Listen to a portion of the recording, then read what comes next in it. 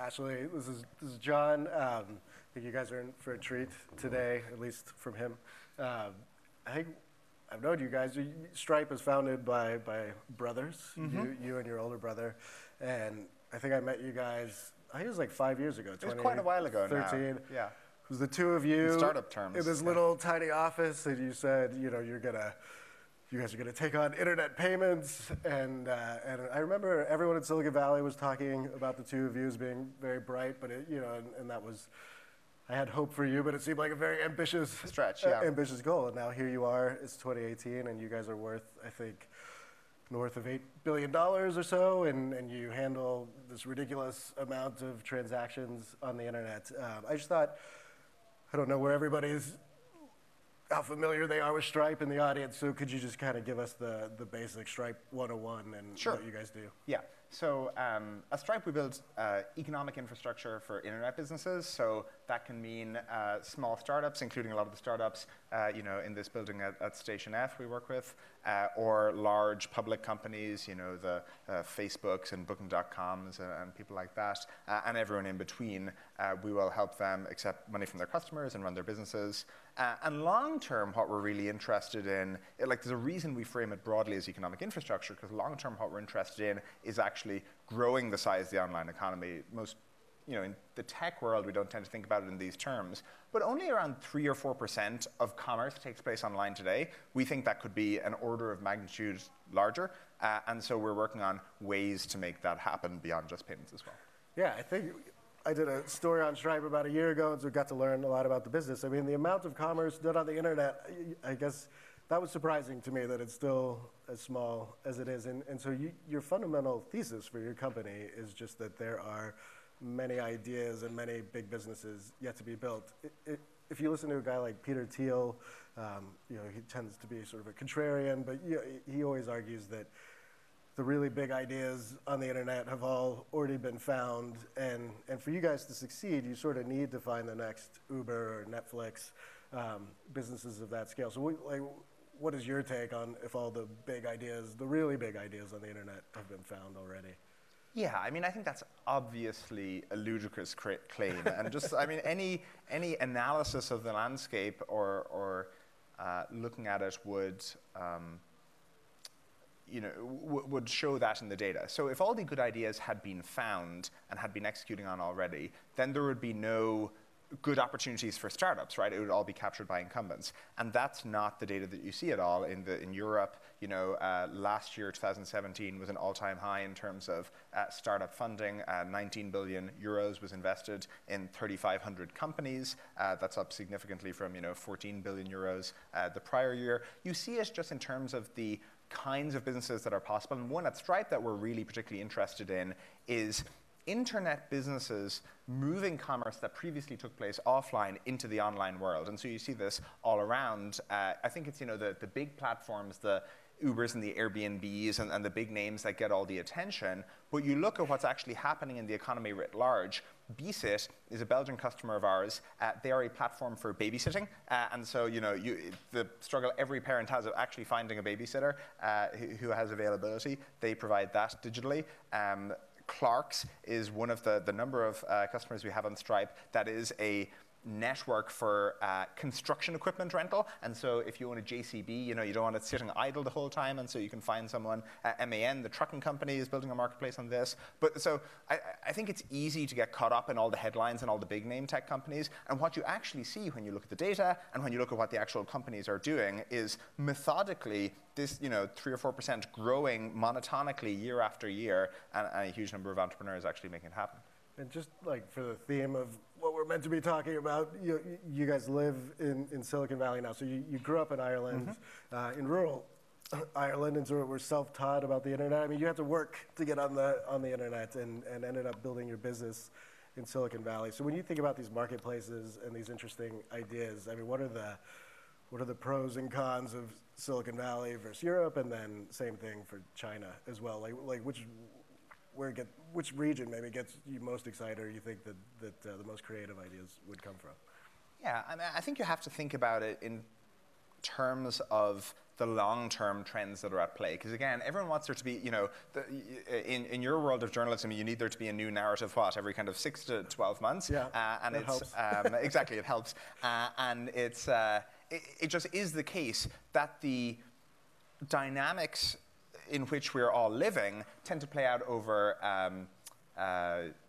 much longer time horizons. I'll give you an example of this, actually. I was reading a book over the weekend that my roommate recommended about the internet bubble, and it was written in 1999, so it's a contemporary piece, which I always really enjoy.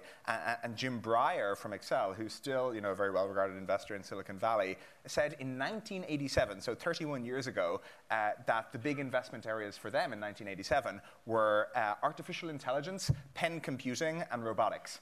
And pen computing, the term has obviously not really come to pass in those days. It was the Newtons exactly, and PDAs like that. But essentially, if you view it as mobile, that the trends that people are interested in, AI, we're here in Paris talking about FAIR, the Facebook lab, and things like that. They actually hold up pretty well. And so when it comes to Silicon Valley versus other places, and those trends, again, I think there's a set of trends that are playing out over a long-term time horizon, and so we can get pretty impatient on it, where it's like, when will things be fully geographically dispersed and things like that? And it's taken a while, but again, the trends are very clearly happening. It used to be the case that you had to be in Silicon Valley to raise meaningful amounts of money. That used to be a fact of life. Again, when I left Ireland originally in 2007, you could barely raise a seed round there. Just last year, Deliveroo raised a $400 million Series F round of financing. That would have been unthinkable a while back. And same when you look at kind of the really large internet companies. Booking.com gets kind of less mind share in the ecosystem here than I think their huge size and success would maybe suggest they should. But Booking is an example. You have Spotify, the most interesting and arguably successful IPO of 2018 so far, and so you have all the data points starting to come. But we're not there yet, and in particular, Silicon Valley has a foundational bedrock of talent, and kind of talent that's comfortable with the risks that go into an early stage startup, that I think we should still be looking to encourage the development of that in Europe and in other places. But the long-term trends give me great cause for optimism, and again are a fundamental component of Stripe, given that we are building global economic infrastructure for these internet businesses. Do you think you could have started Stripe in Ireland now? Well, again, it depends on what time you're talking about. No, so, if you were growing up right now today. Yeah. If it's not, certainly in Europe, I think you have questions on where in Europe you would choose. Would you choose Dublin? Would you choose London? Would you choose Paris or something like that? But there are plenty of spaces where the market leader within a technology sector now is a European company, and so that would seem to argue that you could. So, one of the things you guys do is. You and your brother were coders, and part of the reason you came up with Stripe was that doing payments on the internet was difficult, and you wanted to solve this problem for yourself, and then you kind of realized that you could make life easier for a lot of people, and so it's this infrastructure piece, and then not to sort of give you a chance just to do an ad, but I think it's one of the coolest bits of technology you guys make is this relatively new product called Atlas, where instead of just doing payments, you help a company, become an LLC, do all this regulatory stuff. Can you explain a little bit how Atlas works and how difficult it was to set up from a legal standpoint? Yeah, so Atlas, on the face of it, is a little bit of an unlikely product. I think when we launched it, people were surprised. Is that fair to say? Were you surprised? So I think because I'm always hopping around from thing to thing, so once I started digging into it and really started to understand it, I was surprised that something like that existed, and then when I went with his brother Patrick to the Middle East. And you suffered a lot of Patrick exposure.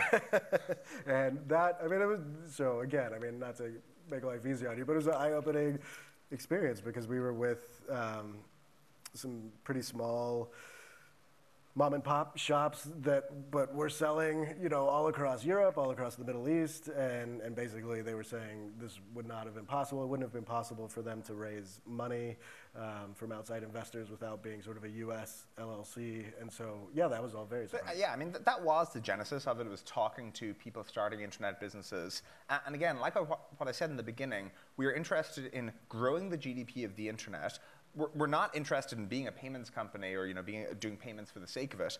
And so what we found was when we went and talked to entrepreneurs, especially entrepreneurs around the world, maybe in not fully developed markets or places like this, oftentimes they didn't even get to the stage of needing Stripe. That wasn't the problem they were running into. The problem they were running into was getting access to the basics, being able to incorporate a company, being able to set up a business bank account, being able to just like get the very initial parts of it off the ground.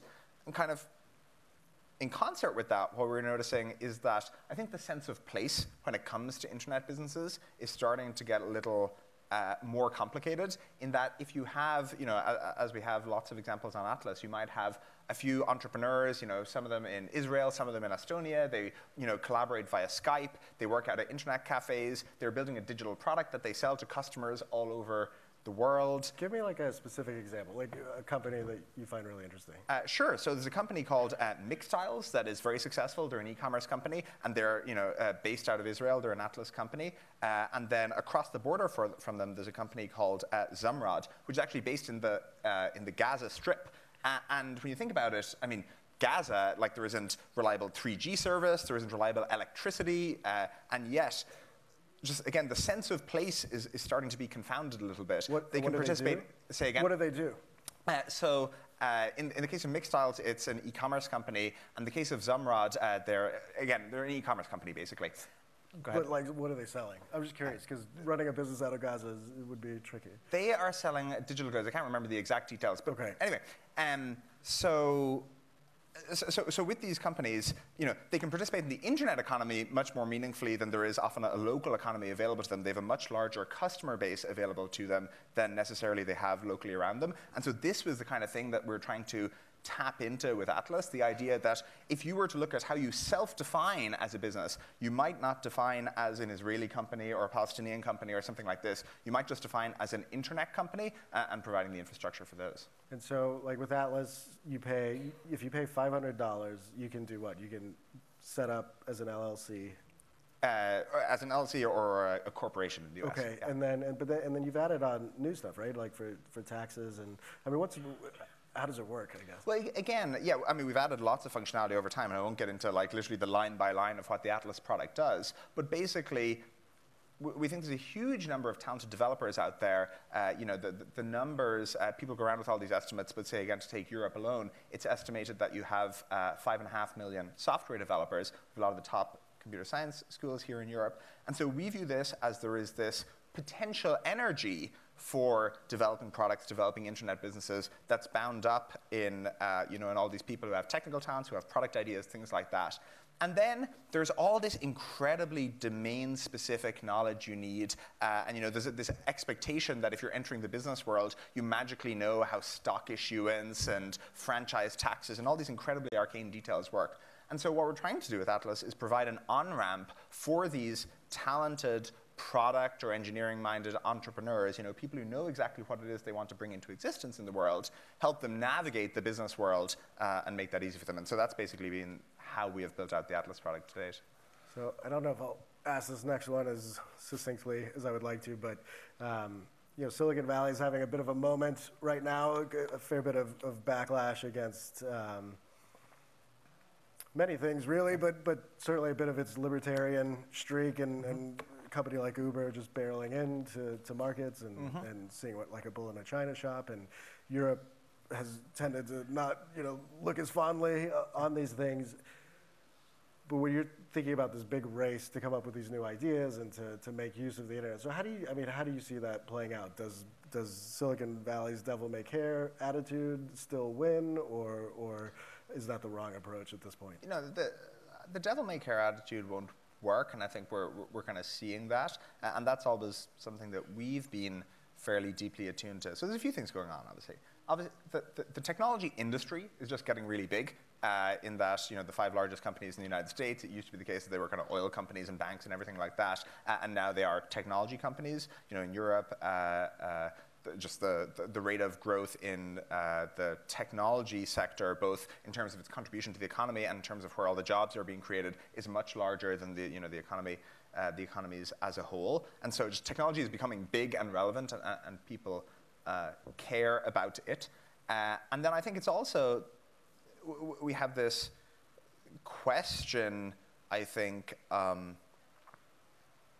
coming up of what the technology ecosystems that we're going to have in 10 or 15 years' time look like. And I think, in particular, what people are worried about, and what I'm not particularly enthusiastic about, is the idea that we'll have a small number of very powerful companies and that it may get harder for new entrants to come along. Because again, I think one of the things that has defined the internet and defined internet entrepreneurship is the fact that the rate of change is so high, it's so quick and easy for new entrants to come along, and it's becoming easier with, obviously, tools like Stripe, but there's plenty more. You look at kind of the startup stack that you might use to start a business. The fact that you have cloud hosting options and Slack and all the Google service and things like that, it's become much easier to start a company.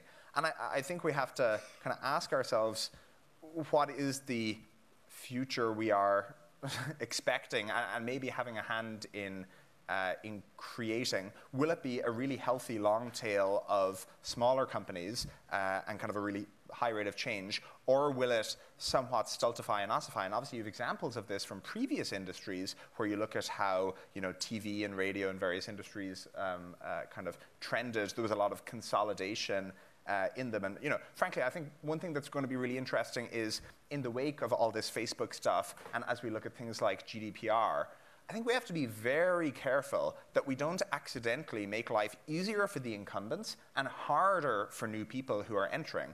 And sometimes you get intentions with adverse consequences. So as an example, in the wake of the 2008 financial crisis in the US, it was like, oh God, we don't want all these too big to fail banks. We don't want this fragile banking system. A bunch of new bank regulation was introduced.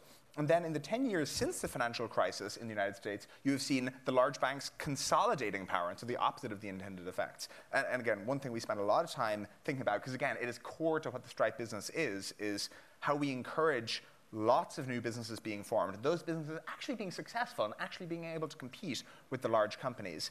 And it's not an open and shut case, you know? I'm just looking at the time. We're almost done. So there's one thing I wanted to ask you that's totally tangential. But you and your brother read all kinds of books, and I know you have a special thing for business books and business history. I mean, if you had to recommend one that you've read lately that was exceptional, what was it and why? Oh, man. I mean, I feel like some of the books the books divide into, very wonkish, internet Silicon Valley history books, and then just like books that people will find totally random.